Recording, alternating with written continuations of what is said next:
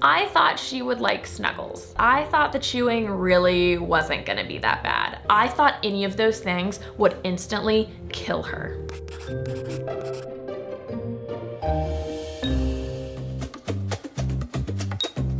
Hello buns, and welcome back to Cinnabun Sundays, a weekly video series where we talk about all things bunny. I'm Morgan, Cinnabun's bun mom, and today I'm gonna share with you just some things that I assumed and totally got wrong when I brought Cinnabun home. I got Cinnabun in the summer of 2020, and before getting Cinnabun, I did a ton of research about what it meant to have a free roam bunny, everything I needed to know, and I thought bringing her in that I was going to be an expert right away. But it turns out, even with all of the research in the world, nothing can fully make you understand what it means to have a bunny until the bunny is physically in your space. So this video is for you, one, if you are getting a rabbit soon and just need a little bit of a peace of mind, or maybe you have a bunny, you've had one for a while, but this video can be affirmation for you that if you felt one way, I probably felt it too. Before I dive into my list, if this is your first time seeing my face, go ahead and hit the subscribe button. We post videos every single Sunday and Wednesday, and we'd love to have you in the family. And like this video if you can totally relate to some of these things. So any new bunny owner has heard the dreaded phrase GI stasis. I mean, I just posted a video a few weeks ago about Cinnabun going through it herself. It is every bun owner's worst nightmare. But getting Cinnabun, I truly assumed that GI stasis would happen all the time. It would just be a very common thing in my life. Now, before I say anything else, GI stasis is very, very serious, and it is really important that you understand the signs and tells if your rabbit is experiencing it. You can click my video up here where I share all of the signs that you need to look out for and share our experience with it. But I do want to say that when it comes to a regular, healthy rabbit, they are not going to get stasis every week. Now, there are different complications that can cause some rabbits to have more sensitive guts than others. Some rabbits will go into stasis more commonly, and that is more case by case. But as a whole, I was honestly terrified that if I changed a flower arrangement, if I fed her 30 minutes late, if she ate one crumb off the ground, I thought any of those things would instantly kill her. Now, rabbits are very sensitive, and they're more sensitive than most pets, but they're not so sensitive that a crumb on the ground is going to send them just spiraling to death. Yes, you need to bunny proof appropriately. Yes, you need to keep an eye on them and know their signs, but I promise you, feeding your rabbit 15 minutes late or rearranging your furniture or maybe them nibbling a crumb is not going to kill them. I definitely was so terrified every single moment, every single day, until I finally was like, oh, okay, so she's a living being and can just live in this world without a constant stress of death. The next thing is I thought I had to live a silent life. Bunnies have very big ears and they're very sensitive to sound. But I was way too sensitive with her. Anytime I made a single noise, it would freak her out, and I was like, well, I can never make a noise again. I would make Bryant turn the TV down super, super low. I would even lower my voice, and that is just not a way you want to live. While rabbits are sensitive to sound, they are extremely adaptable. So if you're making normal noise in your house, they're going to have to get used to that, and they will. Now, of course, a big, scary noise is always gonna freak them out. But you getting pans out of the cabinet, you watching the television, you need to be able to live your life. I'm saying this to past Morgan because I was so freaked out about it. They are going to adapt to the noises in your house. The next one is a big one. I thought Cinnabun and I would bond pretty quickly. I did all of my research. I knew the signs. I knew about free roaming. I was like, I'm gonna expedite this bonding process because I'm doing all of these things right, which is not true. It took Cinnabun and I a long time to get bonded. I would say it took her about 6 months to really let me pet her comfortably. For the first 3 months of living with me, she would not let me touch her. Rabbits are very slow to trust. In my opinion, it's that slow trust that makes their trust worth it and makes it feel more special, but you have got to be patient. Every bunny's trust level is different. Some are more trusting and will want to come up and be your friend right away, while others, like Cinnabun, are more skeptical and are going to be a little more independent and are going to need extra time to get to know you. The next thing is I thought the chewing really wasn't gonna be that bad. I bunny proofed my space. I was like, she's a small little munchkin. How bad can it be?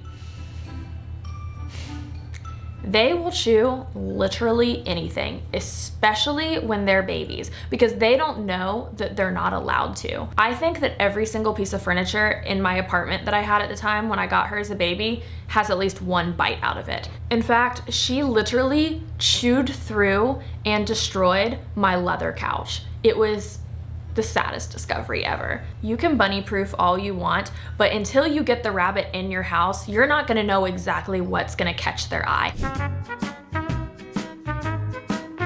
The next thing is I thought baby bunnies molted. Now, rabbits go through different shed patterns throughout their life, but baby bunnies, I'm talking about baby bunnies specifically, they don't really go through a shed until they're an adult. They will shed their baby fur to their adult fur, but that shed is a much more gradual shed, and it's not like a full-on molt that adult rabbits do, where they just release all of their fur in like a 2 to 4 week period. So Cinnabun started losing fur when she was like 4 months old, and I just assumed it was a normal molt, but I've told you guys before, she actually had pinworms. But had I known that baby bunnies don't lose fur like that, I would have taken her to the vet sooner and been like, why is my rabbit balding? And probably would have found the worms sooner.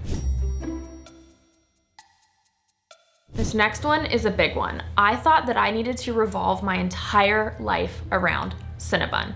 Let me explain. It's no secret that my life does revolve around Cinnabun. She is my son and I just orbit her, and it's fine. But you still have your life that you need to live. Similar to how I said I needed to be able to make noise in my house, I needed to be able to sleep in if I needed to sleep in. I needed to be able to go out and run errands without stress about Cinnabun. Part of having a free roam rabbit is teaching your rabbit how to adapt to your lifestyle. While having a pet means that you may need to make sacrifices and change your lifestyle a little bit, you have to still keep living your life. So that means that sometimes I'll be watching TV and it'll be louder than she wants it to. That means even though she gets fed at a certain time, if I'm not feeling well, she might need to get comfortable with every once in a while me feeding her a little bit later. That also means that sometimes I go on vacation and instead of me watching her, it's a pet sitter. It's important that you show your rabbit that every single thing in your life can't be so routine that if one little thing in your routine breaks, they're gonna shatter. So it's up to you as the rabbit owner to create that consistent routine to them, but to break it every once in a while to keep them adapting and keep them comfortable with that change. The next one might be more Cinnabun specific, but I'm sure there's some bunny owners that can relate to me. I thought she would like snuggles. She does not. Now, don't get me wrong, Cinnabun does love a little head scratch, a little head massage, but I thought that she would be the kind of bunny that would crawl onto my chest and just ask for snuggles and want me to cuddle up to her. Cinnabun hates that. If I embrace her, she panics, feels claustrophobic, and hops away. And that's something that I've had to adapt to and learn that my bunny is not a cuddle bug. Now, while she does love to get a scratch, while when she's relaxed, I can snuggle up next to her, she's not ever gonna be a bunny that's just gonna crawl onto my lap and just want a big hug. You might have a rabbit that is a little bit more of a snuggle bug, and if you do, that is amazing. I am very jealous. But if you don't, if you have a bunny that's more like Cinnabun, learn their love language instead. Their love language may not be hugs. It may be head scratches and just laying next to them on the ground. Find what makes your rabbit comfortable and cozy and adapt your snuggle sessions to that. And the last thing I didn't understand was bunny sleeping positions. Now, I knew some of the basic ones. I knew about the flop, the loaf, the sploot, like the classic things. But when I say I would Google anytime Cinnabun did something slightly weird, so let's say Cinnabun was loafing and like one paw was sticking out, I would literally go to the internet and Google, what does it mean if one foot is sticking out while your rabbit is loafing? Does that mean they're uncomfortable? Does their paw hurt? Part of being a bunny owner is learning to observe and speak your rabbit's language. I promise you, you will know when your rabbit is uncomfortable. So if you're looking at your rabbit and they are relaxed, they are cozy, they're sleeping peacefully, they are okay, and their odd sleeping position that they choose is not indicative of death. It's much more about understanding your rabbit and understanding their tendencies. For instance, Cinnabun's not really a standard loafer. She likes to go into a loaf and then flop her little chin on the ground. I call it a sploaf, like a mix between a sploot and a loaf.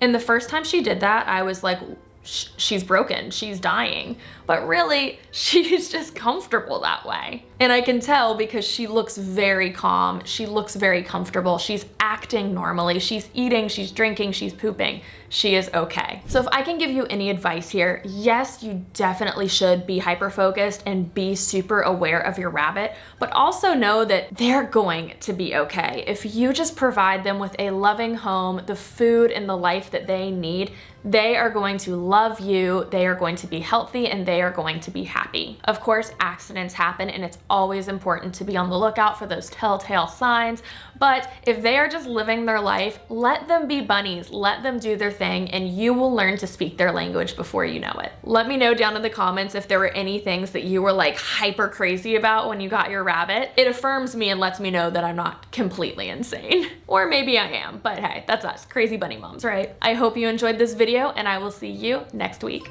Bye, buns.